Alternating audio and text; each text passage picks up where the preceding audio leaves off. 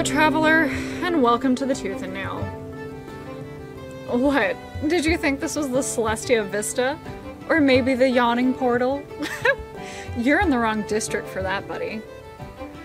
My name's Heather Miller, and I work for Manassas City Library. I can tell you all about the kind of things that you can get up to in Sharn during your stay here, whether it be watching the Race of the Eight Winds, or sneaking into the Tane Gala, or maybe even entering into one of our local shifter competitions. They're pretty vicious in this area of Cornerstone.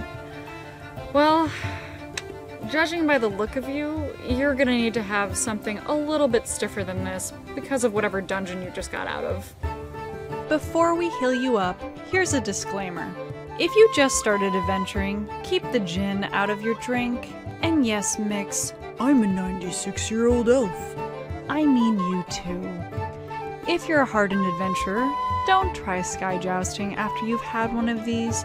No one at the Tooth and Nail is going to cast Featherfall to prevent you from tumbling off onto a passing dragon, and we're not liable for what happens to you after that encounter. To take care of those wounds, we'll be making you a potion of restoration using a recipe from Hero's Feast, the official D&D cookbook, a creation made by the combined artificer and cleric work of Newman, Peterson, and Whitwer. If you'd like to test making this recipe yourself, or try something else out of the book, I would recommend some Tabaxi Twice-Baked Cockatrice Wings. Check this book out at your local library. For this recipe, you'll need blackberries, butterfly pea flower powder or butterfly pea flower tea, lemon, honey or sugar or some other sweetener of choice, creme de mure, and gin. First, select your most scrumptious looking blackberries out of the container. Toss them into the shaker and maybe a dollop of sugar or honey if you need it sweetened. Muddle it together until the honey dissolves, and try not to think about how it sounds like a mind flayer eating someone's brains. Pour in some gin.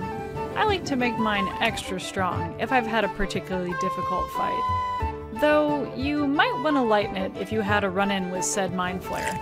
It certainly won't help that headache or brain absence. Add in your butterfly pea powder, if you were able to find a druid to craft that out of the wilderness. Use shape water to freeze half the drink, or if you don't have a sorcerer, druid, or wizard in the party, fill the container halfway with ice. Shake for half a minute. Fill a glass about halfway with ice. Strain half the contents into it. Strain the other half into a phial to use for the next time your bard mouths off to the wrong lich before the party is ready to attack. Add in your creme de mure.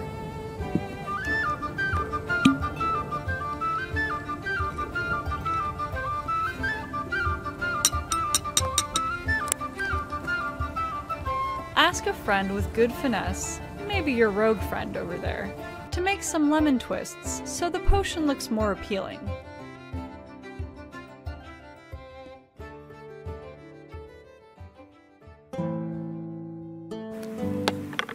You can run those twists around the edge of the cup to add a little extra flavor before you dump them inside. Squeeze some lemon juice in there. Add 2 more blackberries. And there you have it! Hero Feast's Potion of Restoration. The perfect drink, whether you just kept Tiamat from rising, or you're cozying up around a fire to tell stories from your previous adventures. Thank you for joining us today, and stay tuned next time for more bookish beverages and dastardly drinks. Until then, cheers! And tell your bard friend to take his vicious mockery elsewhere, or you're going to need more than just one potion of restoration.